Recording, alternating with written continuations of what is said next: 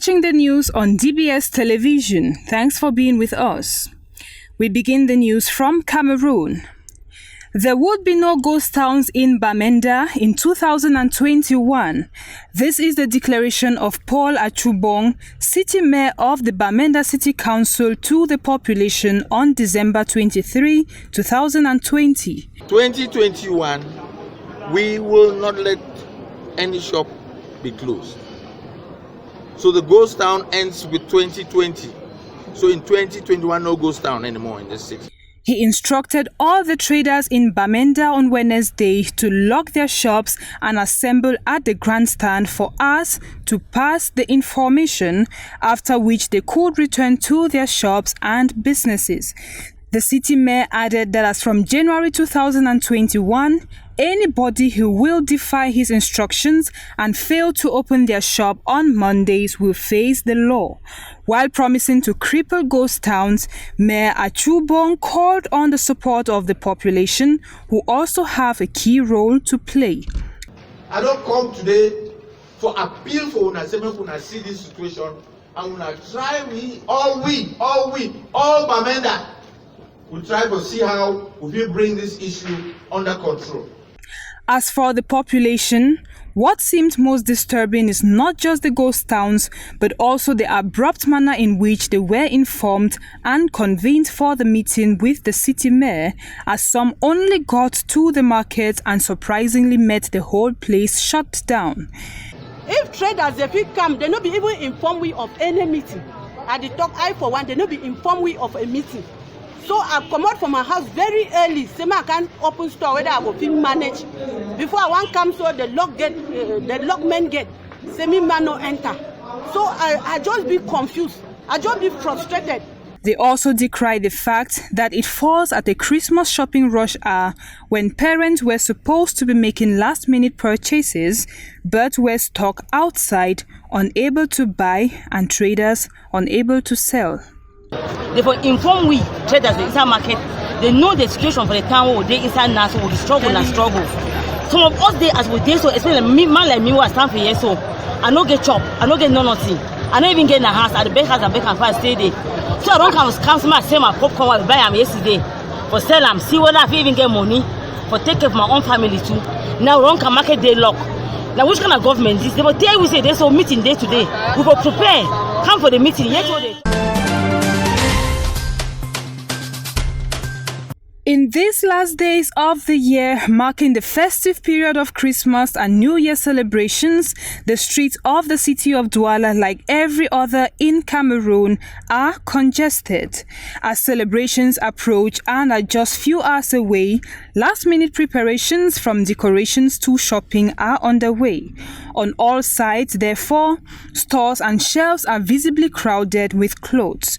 While some stores are focused on the sales of clothing and shoes for little girls in particular, others have their focus on boys rather. In general, traders offer all kinds of clothing and shoes, and for all sizes. Although the supply meets demand, getting their goods sold is not always so easy for the traders. The tough economic situation associated with COVID-19 are pointed out as the key reasons for the low sales. The shoe sector is no less affected by these constraints, yet it is not discouraging. Traders know how much lovers of these celebrations cannot resist the strong need and desire to get new outfits for their children and make them happy.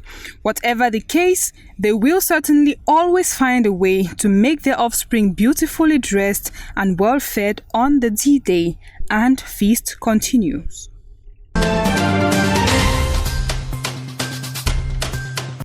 Over to Ethiopia, gunmen have attacked and killed more than 100 people in an attack in the western Benishangul Gumuz region of Ethiopia, according to the country's Human Rights Commission.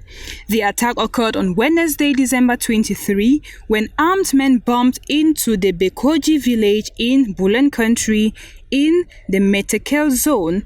They set the homes of sleeping residents on fire. Reports say at least 36 people were treated for injuries, including gunshot wounds at a hospital in Bulen, located about 90 kilometers from the scene of the attack. Ethiopia, which is Africa's second most populated nation, has been grappling with regular outbreaks of deadly violence since Prime Minister Abiy Ahmed was appointed in 2018 and accelerated democratic reforms that loosened the state's iron grip on regional rivalries. In a separate part of the nation, the military has been fighting rebels in the northern Tigray region, which displaced some 950,000 people. Residents say their wish for peace outweighs any divisive agenda.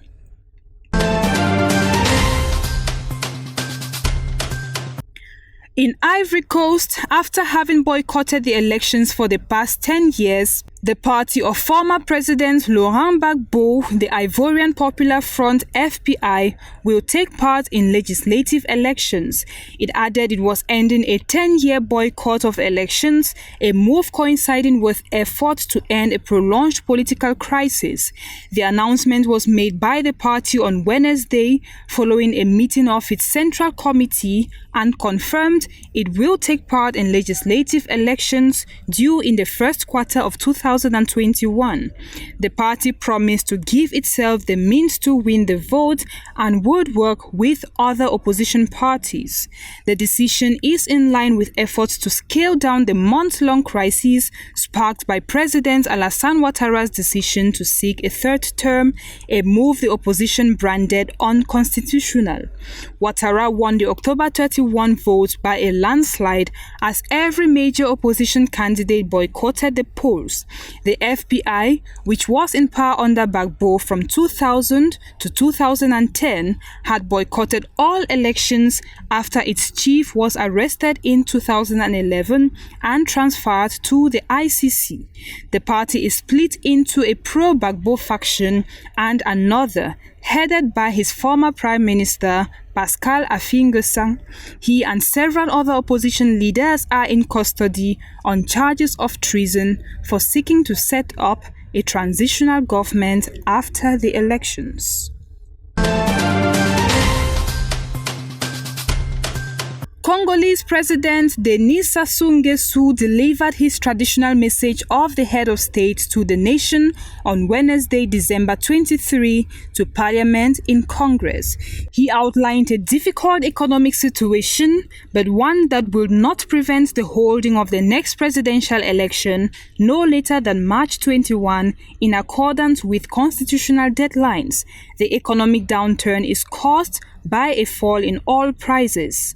The main revenue of the country fell from 4.152 billion francs CFA in 2014 to 1.469 billion francs CFA at the end of December 2020, thus a decrease of 65% declared by Denis Sassou Nguesso. Despite this gloomy economic situation, the Congolese leader is keen to respect the constitutional deadlines for the organization of the 2021 presidential election. Many voices of the opposition have been raised in recent times to call for the postponement of the poll, saying that the conditions for a credible election are far-fetched. 2 people have lost their lives in fatal shootings during a political opposition rally in front of police headquarters in Zambia on Wednesday, December 23. The gathering, which was in support of Hakainde Hichilema, who was detained and charged with treason in 2017 before he was released amid an outcry. He had been accused of blocking President Edgar Lungu's motorcade with his own convoy. Shots were heard after riot police arrived to disperse the crowd of protesters who fled the scene in a fog of tear gas, revealing the 2 men who had been hit lying on the ground. President Edgar Lungu, the main political opponent opponent, who is at the head of the United Party for National Development, announced his bid for a 6th term as presidential candidate in the upcoming election scheduled for August 2021. Hichilema says police are waging war against citizens as the campaigning for next year begins, and the chair of his United Party for National Development, Mutule Nalumango, blames the new violence on the ruling Patriotic Front.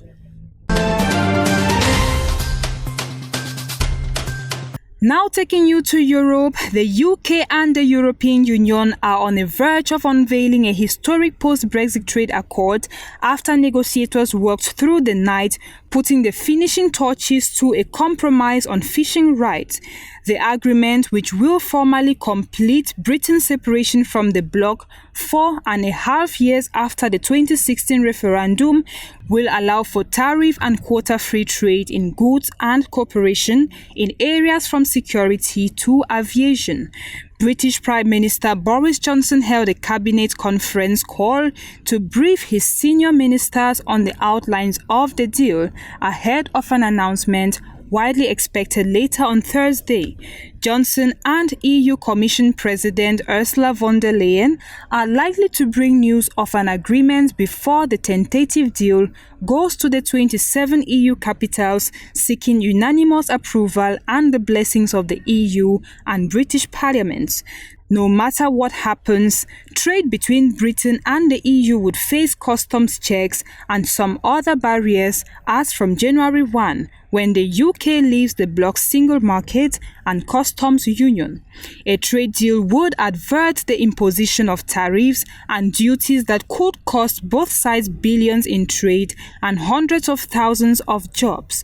Britain withdrew from the EU on January 31, and an economic transition period expires on December 31.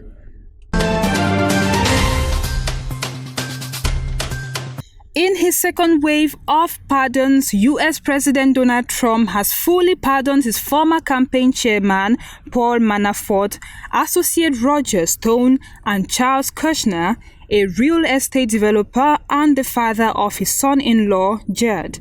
The announcement was made on Wednesday, December 23, after Trump had issued pardons to 26 individuals and commuted part or all of the sentences of an additional 3 people.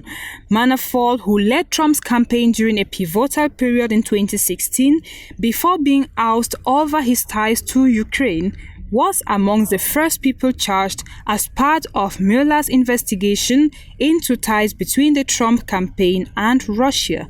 Sentenced to 7 years in prison, he has been granted clemency. Trump's legally troubled allies were not the only recipients of clemency. The list of 29 recipients included people whose pleas for forgiveness have been prompted by people supporting the president throughout his term in office. On Tuesday, U.S. President also pardoned 4 former guards for private contractor Blackwater, who were jailed for the 2007 killings of dozens of Iraqi civilians.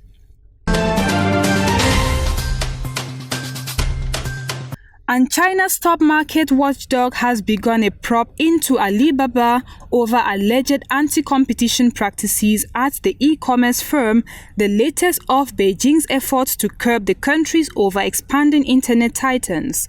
The probe is part of an accelerating crackdown on monopolistic behavior in China's booming internet space and the latest setback for Jack Ma, the 56-year-old former school teacher who founded Alibaba and became China's most famous entrepreneur.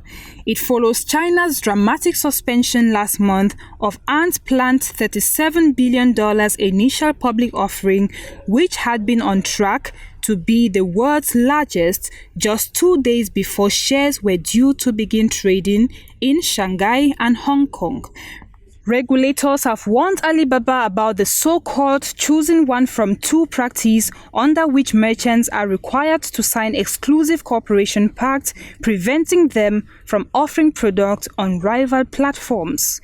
It is on this note that we have come to the end of the news. We are wishing you a Merry Christmas in advance, and do enjoy the feast in the company of programs on DBS TV.